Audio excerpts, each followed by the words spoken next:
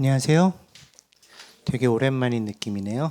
지난주에 전가족 헌신예배, 네트워크 전가족 헌신예배 많이들 오셨던 것 같아요. 그래서 금요일, 토요일 양일 동안 또 의미 있는 말씀 들었다고 생각합니다. 이 세계교회 역사의 제일 처음 초대교회 로마 제국의 여러 가지 어려운 상황 속에서 그들이 어떻게 그들의 복음을 전할 수 있었는가, 특히 약한 자들, 병들고 죽어가는 이들과 어떻게 그들이 함께 하면서 그들이 믿고 있는 바가 진실인 것을 드러냈는가에 대한 이야기들 들었었고, 또 한국 선교사 안에서, 선교의 역사 안에서 초기 선교사 중 한 분인 서사평 선교사님, 그리고 김교신 선생님, 이렇게 두 분의 삶을 들여다보면서 역시 가난한 자들, 또 소외받는 자들과 함께하는 삶에 대한 이야기들, 또 우리가 어떻게 신앙인으로서 지금 이 시대에서 살아남을지에 대한 여러 가지 고민들 했던 시간인 것 같아요.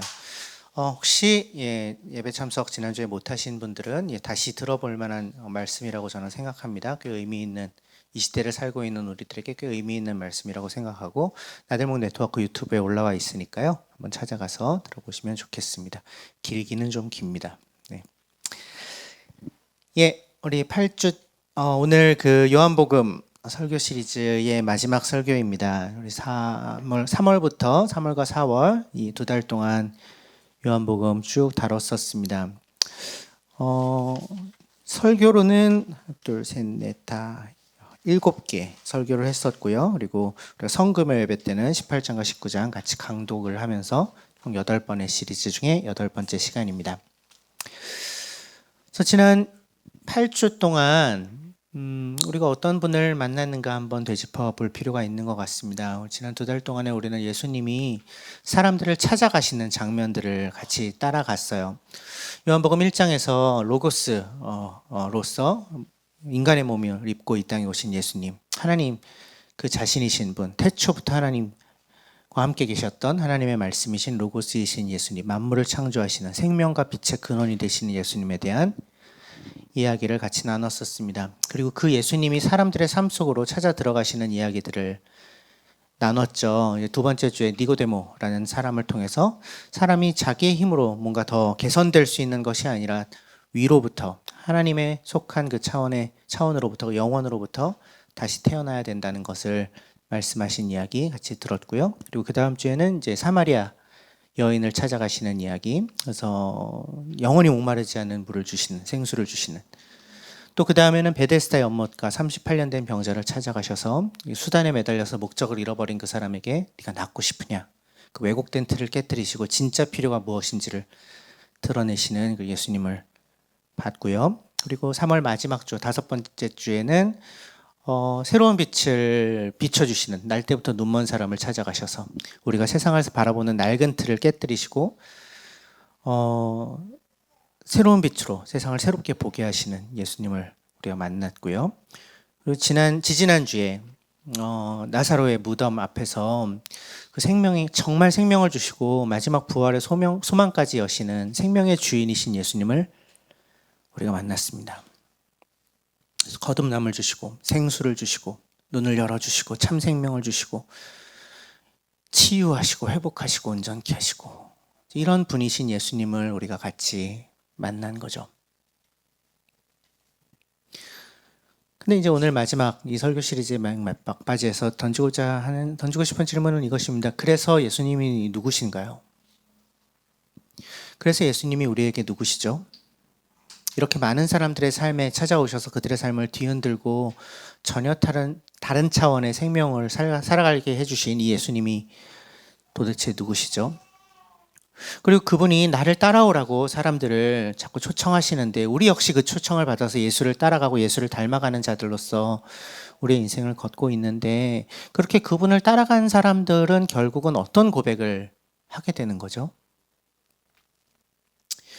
그래서 오늘 우리가 살펴볼 요한복음 20장 본문이 바로 이러한 질문 앞에 우리를 세워둡니다. 그래서 같이 말씀 읽어볼까요? 요한복음 20장 24절부터 29절 말씀입니다. 시작. 12 제자 가운데 하나로서 디도모라고 하는 도마는 예수께서 오셨을 때에 그들과 함께 있지 않았다. 다른 제자들이 그에게 우리는 주님을 보았소 하고 말하였으나 도마는 그들에게 말하기를 나는 내 눈으로 그의 손에 있는 못자국을 보고 내 손가락을 그 못자국에 넣어보고 또 내 손을 그의 옆구리에 넣어보지 않고서는 믿지 못하겠소 하였다. 여드레 뒤에 제자들이 다시 집안에 모여 있고 도마도 그들과 함께 있었는데 문은 닫혀 있었다. 그런데 예수께서 오셔서 그들 가운데 서시고 너희에게 평화가 있어라 하고 말씀하셨다. 그리고 나서 도마에게 말씀하셨다. 내 손가락을 이리 내밀어서 내 손을 보고 내 손을 내밀어 내 옆구리에 넣어보아라. 그리고 의심하지 말고 믿어라. 도마가 예수께 대답하기를 나의 주님, 나의 하나님 하니 예수께서 도마에게 말씀하셨다. 너는 나를 보았기 때문에 믿느냐? 보지 않고도 믿는 사람은 복이 있다. 도마는 흔히 의심 많은 제자, 그게 별명입니다. 의심 많은 제자. 근데 저는 도마를 그렇게 아주 단순하게 익숙한 어떤 틀 안에 가두고 싶지는 않습니다. 도마는 단순히 굉장히 까다롭고 비판적이고 의심을 많이 하는 뭐 그런 사람이라고만 얘기하기는 글쎄 우리에게 정보가 너무 부족합니다. 이 장면 딱 하나 가지고 그 얘기를 하는 거니까요. 근데 오히려 그는 다른 11명의 동료들과 같이 예수님을 따랐던 사람이었고요. 또 그들처럼 예수님께 어떤 기대를 걸었던 사람이었죠. 예수님 안에서 하나님의 구원을 꿈꿨고요. 예수님으로 인해서 열리게 될 새로운 세상을 꿈꾸던 사람이었어요. 물론 우리가 잘 알다시피 제자들의 기대는 예수님이 하려고 하셨던 그 십자가 위에서 죽으시고 부활하셔서 진짜 생명을 주시려고 하는 그것과는 조금 다른 길이었습니다. 어떤 정치적인 지도자, 혁명 지도자로서 왕의 모습으로 오셔서 이스라엘을 회복하는 분이 되실 것을 이제 꿈꾸고 기대했죠, 제자들은. 그래서 그날이 올 때에 나를 그 세베대의 아내가 그 야고보와 요한의 어머니죠. 아들 하나는 왼편에 아들 하나는 오른편에 앉혀달라고 좌의정 우의정 삼아달라고 이런 청을 할 정도로. 그런데 그들의 그 기대는 산산이 부서졌습니다. 예수님 십자가에 달려서 돌아가셨어요. 정치적 지도자 왕으로서 오시기는커녕 정치범으로서 반역자로서 십자가 위에서 처참하게 죽임당했습니다. 내가 그동안 따라왔었던 생업을 버리고 따라왔던 스승이 새로운 희망이 이분께 있다고 희망을 걸었던 그러한 존재가 아주 무력하게 처참하게 처형당하는 것을 그들은 경험한 거죠. 도마 안에는 그 상처가 남아 있었다고 저는 생각해요. 그가 가지고 있었던 기대, 그것이 무너져 있는 자리, 그가 품었던 그 희망이 깨어져 있는 그 자리에서 마음이 상한 사람이라고 생각합니다. 그래서 툴툴거리는 거예요. 너네는 그들을 봤다고? 예수님이 한번 나타나셨거든요. 마침 도마가 그 자리에 없었는데 제자들 앞에 한번 나타나셨어요. 바로 요 직전 본문인데, 근데 자기는 못 만났어요. 툴툴거립니다. 나는 못 믿어. 나는 직접 보지 않고서는, 직접 내 손으로 그분을 만져보지 않고서는 믿을 수 없어. 단순히 의심이라고 말하기에는 그의 감정이 저는 더 담겨 있다는 생각이 좀 듭니다. 아니, 우리의 그 기대를, 우리의 그 희망을 처참하게 꺾은 죽은 그분이 다시 살아나셨다고? 나는 못 믿어. 냉철한 사람이기 때문에, 이성주의자이기 때문에 확실한 증거를 기대한다기보다는 자신의 그 기대가 무너졌기 때문에, 자신의 그 희망이 무너졌기 때문에 다시는 무언가를 쉽게 믿으려고 하지 않는 상처 입은 한 영혼의 모습을 보여주는 거죠. 믿는 척하지 않습니다. 다른 사람들이 예수님을 봤다고 해도 쉽게 그것을 받아들이지 않아요. 자기의 그 상한 마음, 무너져 있는 마음의 상태들, 그것들을 감추지 않고 얘기합니다. 그런데 그런 도마 앞에 예수님이 나타나십니다. 제자들과 함께 또 있을 때 도마도 그 자리에 같이 있었는데, 문이 닫혀 있는데, 두려워서 문을 잠그고 있었는데 갑자기 그들 안에 호련히 나타나세요. 이건 예수님의 부활체가 가진 하나의 특징입니다. 예수님의 부활체는 뭔가 우리가 지금 존재하는 차원의 너머의 존재 같은 모습을 보여요. 갑자기 나타났다가 갑자기 사라지기도 하고 사람들이 잘 알아보지 못하기도 하고 등등. 근데 예수님이 갑자기 나타나십니다. 나타나셔서 도마에게 말을 건네십니다. 먼저 인사를 건 너에게 평화가 있으라 하신 말씀 다음에 27절에 도마에게 말씀하시죠. 우리가 예수님이었다면 뭐라고 얘기했을까요?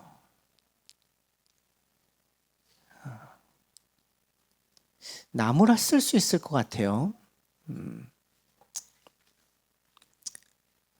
야, 지난번에 남들 다 있는데 넌 어디 갔었어? 뭐 이렇게. 너는 왜 그 자리에 없었어? 야, 너와 함께 했던 동료들이 다 얘기하는데 왜 그 말을 못 믿는 거야?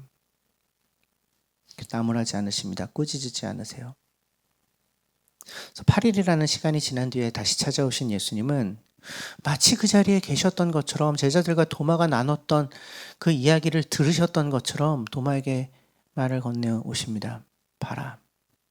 내 손가락을 내밀어서 내 손을 봐라. 내 손을 내밀어서 내 옆구리에 그 창자국에 넣어봐라. 그래서 더 이상 의심하지 말고 믿어라. 이렇게 말씀하세요.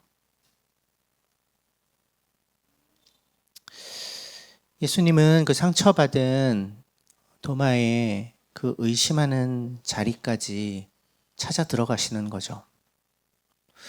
기대가 무너졌기 때문에, 희망이 끊겼기 때문에 다시는 무엇도 쉽게 믿을 수 없게 된 바로 그 자리까지 예수님 찾아가시는 것입니다.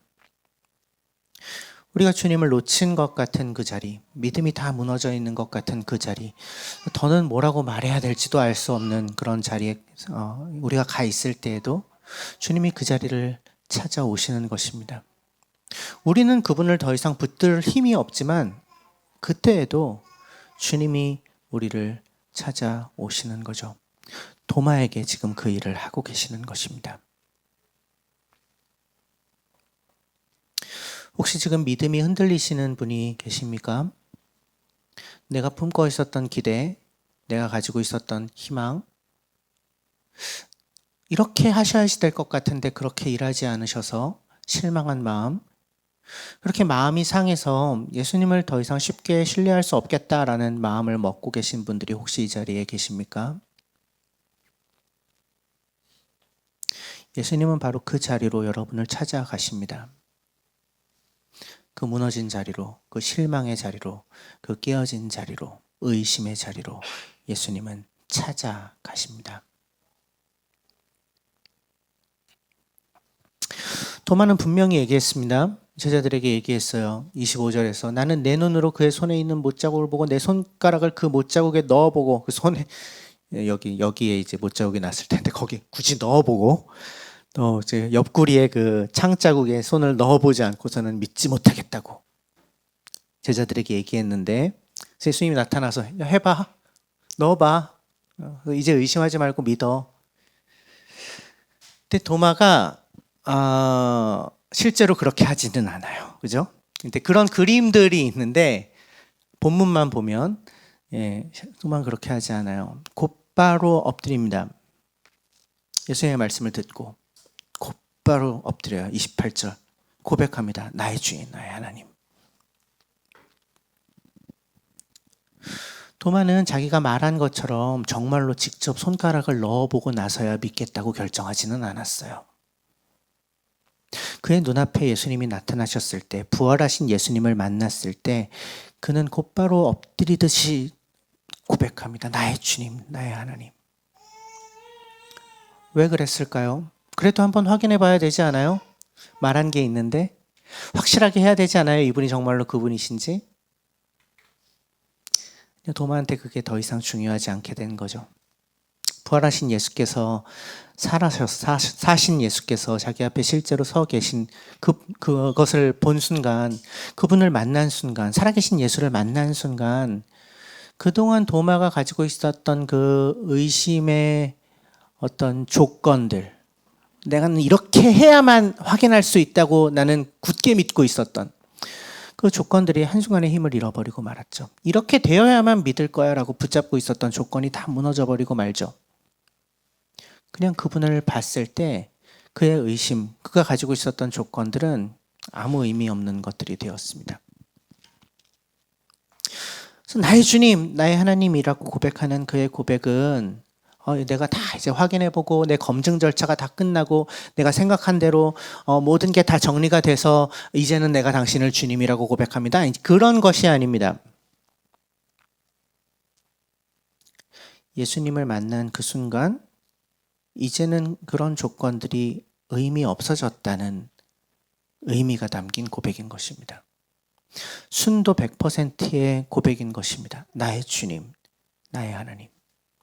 항복선언입니다. 이것은 전 존재가 예수께 사로잡힐 때 나오는 항복선언. 이전까지 내가 가지고 있었던 의심, 내가 가지고 있었던 조건, 이런 것들이 나 중심으로 예수를 저울질하고 판단하고 평가하고 그분이 정말 나의 주님이 되실 만한 분인가 그렇지 않은가를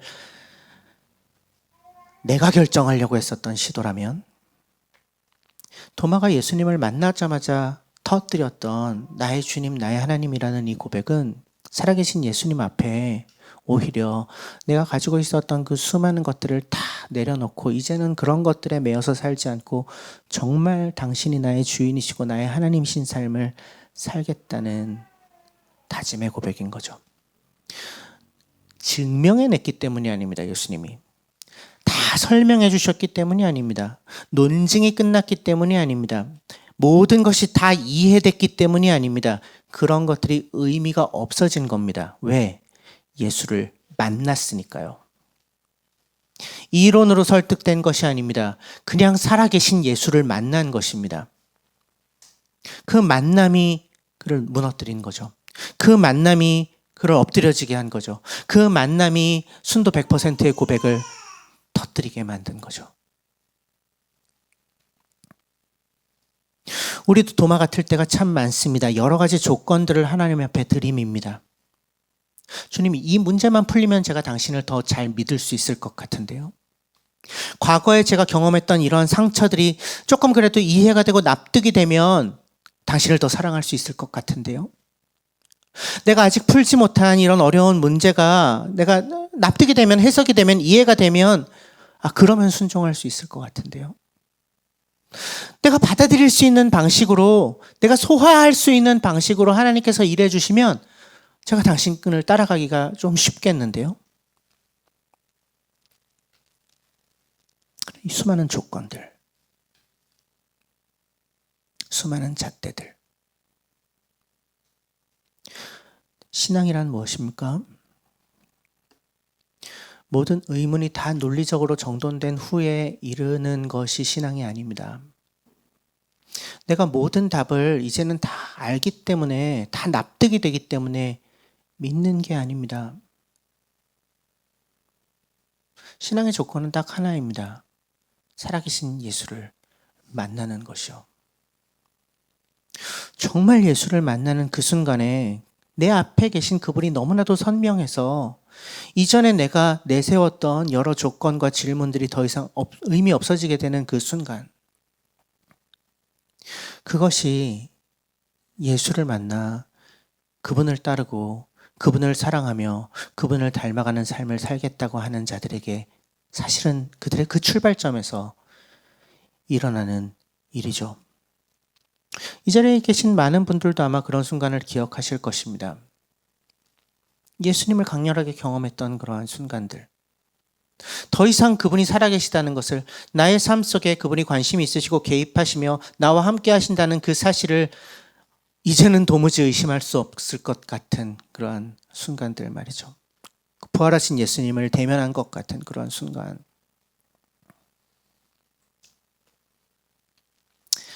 설득이 아닌 만남이 진정한 변화를 만듭니다.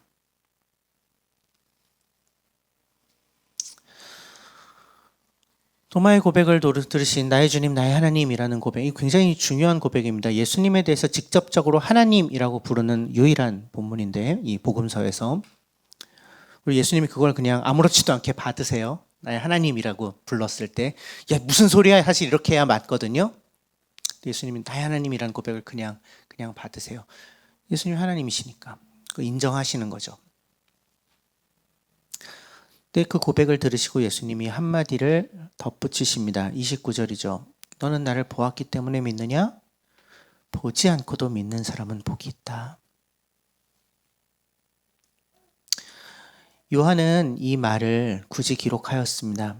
그리고 이 한마디, 보지 않고도 믿는 자는 복이 있다는 이 한마디는 실제로 부활하신 예수님의 부활체를 보지 못했던 사람들, 그러니까 예수님의 사실은 제자들 이후에 지금까지 우리에게까지 이어지는 2000년의 역사 가운데에 있는 그리스도인들 모두에게 격려가 되고 위로가 되는 말씀이죠. 제자들을 부러워할 때가 좀 있습니다. 우리도 예수님 정말 봤으면, 정말 그분을 만났으면, 정말 그분이 가르치신 것을 직접 들었으면 우리는 더 잘 믿었을 텐데 뭐 이런 생각을 할 때가 가끔 있는데 아닐 가능성이 높아요. 제자들과 똑같이 행동했을 가능성이 굉장히 높습니다. 근데 예수님이 뭐라고 말씀하시냐면 보지 않고도 믿는 사람이 복이 있다고 말씀하십니다. 이게 무슨 말입니까? 예수님을 직접 만나고 그분을 대면하고 그분을 정말로 육체로서 경험했던 사람들보다 그러지 못한 후대에 속하는 우리들이 더 복된 존재들이라는 것입니다. 왜냐하면 눈으로 보는 것은 감각으로서 어떤 확인하는 어떤 반응 이런 것들이겠지만 보지 않고 믿는다는 것은 또 기록되어 있는 말씀을 통해 그분을 만난다는 것은 그렇게 만난 그분의 인격, 그분의 사역, 그분의 존재, 그분의 약속을 온전히 신뢰하는 더 깊은 차원의 관계로 우리를 이끌어가기 때문입니다. 보지 않고도 믿는다는 건 사실은 굉장한 신비입니다. 거의 불가능해 보이는 일이기도 합니다. 도마처럼 우리는 예수님의 옆구리에 손가락을 넣어볼 수는 없지만 성경이 전달해주는 이야기들을 통해서 예수님을 만납니다. 우리를 찾아오시는 주님을 만나죠. 그래서 그분을 육체로 임하신 그분을 직접 보지 못했다는 것은 우리의 신앙의 장애물이 되지 않습니다. 오히려 우리의 삶의 모든 순간에 보이지 않는 형태로 동행하고 계시는 주님을 발견하게 만드는 전혀 다른 차원의 믿음을 가능하게 하는 특권적인 이끄심이 될 수 있습니다. 보지 않고 믿는 자는 더 복되다고 예수께서 직접 선언하고 계시기 때문에 그렇습니다. 이렇게 예수를 만난 자들의 삶에서는 생각만 바뀌는 것이 아니라 삶의 전체가 바뀝니다. 삶의 방향이 바뀌고요. 삶의 동기가 달라지고요. 예수가 누구이신지를 새롭게 보기 시작한 사람들의 삶은 이전과는 전혀 달라질 수밖에 없습니다. 이전과 같은 방식으로 더 이상 살 수 없게 돼요. 이 요한복음을 통해서 우리가 그동안 계속 만나왔던 예수를 만났던 예수께서 찾아가셨던 사람들의 삶이 이전과 같을 수가 없는 것처럼 지금 우리의 삶의 자리에 찾아오시는 예수를, 말씀 가운데 우리에게 임하시는 예수를, 말씀을 통하여 자신을 우리에게 드러내시는 예수를 만난 사람들, 그들의 삶도 그 이전의 삶과 같은 방향이 될 수는 없습니다.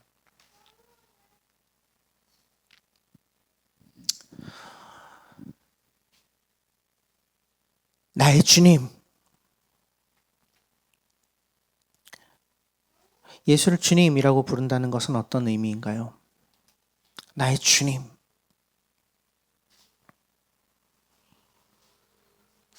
단순한 사실 이 퀴리오스 주님이라는 이 단어는 약간 존중의 의미로 사용되기도 했었거든요. 뭐 선생님 이런 의미로 사용되는 경우도 종종 있었어요. 자신을 낮추면서 상대방을 높이면서. 하지만 이제 도마의 지금 고백은 그 정도의 의미는 아니죠. 정말 실제로 나의 주인이라고 고백하는 것입니다. 나의 주인님. 그래서 내가 당신을 존경합니다. 제가 당신 앞에서 몸을 낮춰요. 이 정도의 의미가 아니라 내가 나의 주권을, 내가 나의 삶의 주도권을 당신께 다 드립니다. 당신이 나의 주님이시니까, 나의 주인이시니까 내가 권리를 다 양도해 드립니다. 이러한 언어예요. 내 삶의 최종 결정권이 이제 나에게 있지 않습니다. 당신께 있습니다. 이것이 도마가 고백했던 나의 주님이라는 고백의 의미입니다. 나의 주님이라는 이 고백은 더 이상 내가 내 삶의 주인이 되지 않겠다는 선언이죠. 내 욕망과 내 판단과 내 기준과 나의 두려움과 나의 불안이 나를 이끌어가도록 내버려 두지 않겠다는 선언이요. 당신이 나의 주인이십니다. 나의 취향, 내가 가지고 있는 잣대, 내가 가지고 있는 세계관. 아니, 더 이상 그것이 의미가 없습니다. 이제는 내가 주인이 아니라 당신이 주인이시니까요. 그래서 나에게로 오셔서 나의 삶의 주도권을 가져가십시오. 이것이 우리가 예수님을 주님이라고 부를 때 담겨 있는 의미인 거죠. 이 고백이 진짜가 되려면 그렇기 때문에 실제적인 변화가 따라와야만 합니다. 예수님이 나의 주인이시라고 고백하면서 나의 생각, 나의 판단의 기준, 나의 취향을 동시에 따라갈 수는 없습니다. 내 욕망을 절대적인 것으로 만들 수 없습니다. 내 계획이 항상 옳다고 우길 수 없습니다. 내 두려움이 시키는 대로 일방적으로 따라갈 수 없습니다. 내가 내 삶의 중심이라고 여기는 삶을 계속 밀어붙일 수 없습니다. 왜? 예수가 나의 주인이시니까. 그러면 어떻게 바뀝니까? 그분이 무엇을 원하시는지를 묻게 됩니다. 당신이 원하시는 나의 삶은 무엇입니까? 당신이 원하시는 내가 맺고 있는 관계는 어떤 모습이어야 합니까? 당신이 원하시는 나의 언어, 나의 삶의 생활 습관들은 어떤 것이어야 하나요? 주님이 원하시는 것이 무엇인지를 묻고 내 삶을 그분의 말씀 앞에 다시 정렬하고 내가 자꾸 앉으려고 하는 그 왕좌에서 의식적으로 계속해서 내려오고 그것이 예수를 주님이라고 부르는 사람들에게 나타나는 삶의 변화죠. 그렇기 때문에 당신이 나의 주인이십니다. 이제 내가 당신을 따라서 살겠습니다. 이거 우리가 예수님을 주인으로 모셔들었을 때 소위 영접 기도라고 하는 그 순간에 우리가 당연히 고백하는 것들이고 아마 다 이 자리에서 그 고백을 한 번씩은 하신 분들이지만 그거 한 번만 했다고 절대로 끝난 것이 아닙니다. 영접 기도하면 구원받았고 그러면 죽으면 천당 간다? 아니요. 그런 식으로 구원 티켓이 간편하게 발급되지 않습니다. 우리가 믿는 믿음은 그렇지 않죠. 우리가 믿는 구원은 무엇입니까? 우리가 믿는 구원은 하나님 나라에 들어간다는 것입니다. 우리가 생각하는 하나님 나라에 들어간다는 것은 하나님을 왕으로 여기며 그분의 나라에 그분이 다스리시는 백성으로서 산다는 의미입니다.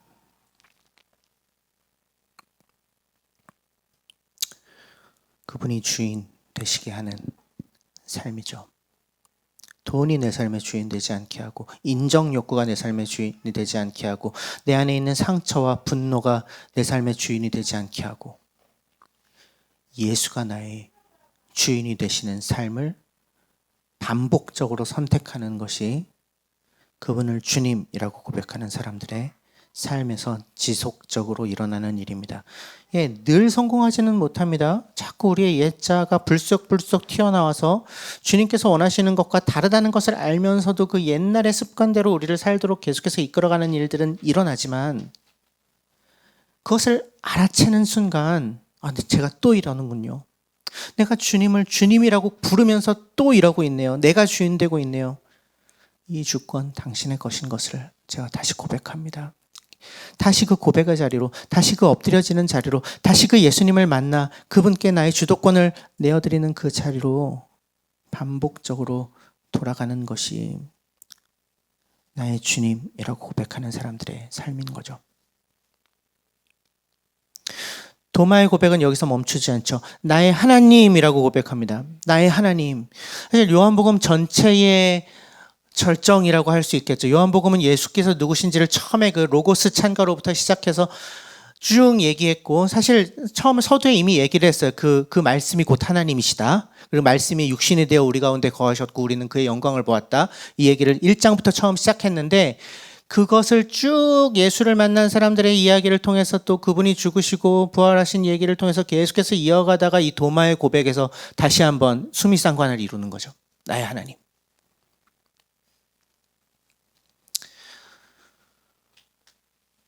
당신이 나의 하나님이십니다. 당신이 세상을 지으신 하나님이십니다. 지금도 세상을 다스리고 계시는 하나님이십니다. 마침내 모든 것을 완성하실 하나님이십니다. 라는 고백이죠. 나의 하나님, 이거는 단순히 나를 지키시는 분, 나를 도와주시는 분, 나의 수호신이 되어주시는 분, 그런 말이 아닙니다. 내 소원을 들어주는 종교적 대상, 하나님이 그런 분이 아니에요. 하나님은 창조주시거든요. 이 세상을 만드신 분이시거든요. 이 온 우주의 주권을 가지고 계신 분이시거든요. 이 모든 세상을 다시 완벽한 당신의 다스림 가운데로 회복하시고야 마실 분이시거든요. 그래서 예수님을 나의 하나님이라고 고백하는 이 고백 안에는 그 주권에 대한 신뢰가 들어있는 것입니다. 왕 되심에 대한 신뢰가 들어있는 거죠. 이 세계가 결국 예수님의 손안에 있다는 신뢰요. 지금은 세상이 어지럽고 수많은 전쟁들도 일어나고 죄 없이 죽어가는 사람들도 있고 고통스럽고 혼란스럽고 그리고 내 삶 속에서도 여전히 설명되지 않는 것들이 너무나도 많지만 결국 이 모든 것이 예수의 통치 안에서 일어나고 있다는 신뢰.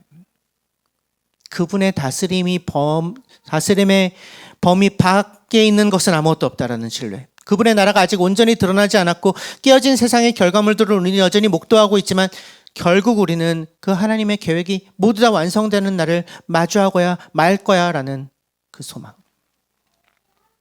이것이 예수님을 나의 하나님이라고 고백하는 고백에 담겨 있는 의미인 거죠. 나의가 중요한 게 아니라 하나님이 중요한 거고 그 하나님이 내가 그분을 하나님이라고 고백하는 의미에서 이제 나의 하나님이라는 고백이 의미가 있어지는 거죠. 그분이 세상의 하나님이시고 내 삶의 하나님이시고 내가 마지막까지 신뢰할 수 있는 유일한 통치자라는 고백, 그것을 인정하는 고백. 그래서 이 고백이 진실해지려면 그 하나님이 어떤 분이신지에 대한 그리고 이전에 어떤 일들을 행하셨고 지금 어떤 일들을 행하고 계시며 앞으로 어떤 일들을 행하실 것인지에 대한 이해가 그 총체적인 이해가 점점 더 깊어져 가야 합니다. 그래야 이 나의 하나님이라는 고백이 깊어질 수 있어요. 진실해질 수 있어요. 십자가에서 자신을 내어주신 하나님, 죄인을 살리기 위해 죽음을 통과하신 하나님, 부활로서 그 죽음을 깨뜨리신 하나님, 생명의 근원이시고 만물을 새롭게 하실 하나님, 바로 그 하나님이 예수시라는 사실을 알아갈수록 그분을 나의 하나님이라고 부르는 우리의 고백은 점점 더 진실해집니다.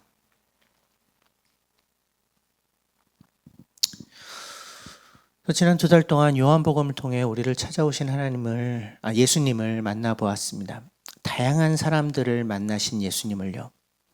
그리고 그 예수님은 우리의 삶의 자리에도 찾아오고 계십니다.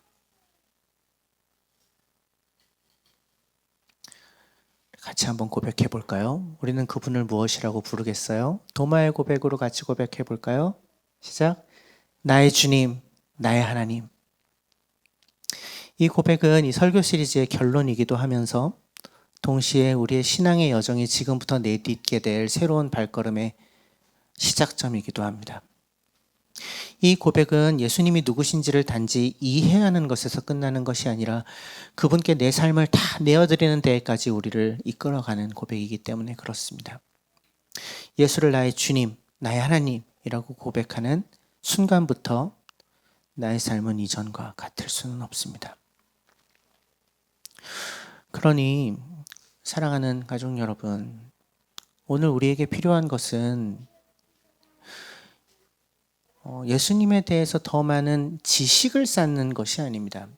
예수님이 주시는 어떤 복, 선물 이런 것들을 구하는 것이 아닙니다. 오늘 우리에게 필요한 것은 그 예수님을 만나는 것입니다. 도마처럼 그 살아계신 예수님을 대면하는 것입니다. 그 앞에 무너지는 것입니다.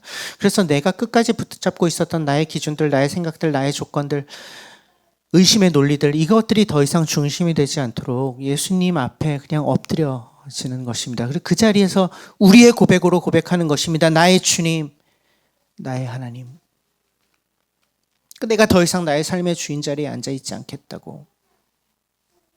당신께서 세상을 만드시고 다스리시고 마침내 완성하실 하나님 당신이시라고 고백하는 그 신뢰의 고백.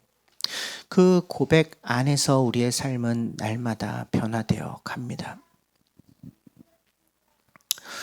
이번 한 주 우리가 살아갈 삶이 좌절의 자리, 절망의 자리, 실망한 자리, 마음이 무너진 그 자리에게까지 우리를 찾아오신 예수 그리스도를 만나는 삶이 되기를 간절히 소망해요. 그분 앞에 엎드려서 나의 주님, 나의 하나님이라고 우리의 고백을 진실하게 그분께 드릴 수 있기를 간절히 소망합니다. 내가 내 삶의 주인이 되려는 경향성들을 내려놓고 그 자리를 내려놓고 예수께 주권과 통치를 넘겨드리며 그것을 신뢰하며 그 고백에 어울리는 삶으로 날마다 변화되어 가는 삶을 우리 모두가 살아갈 수 있기를 간절히 소망합니다.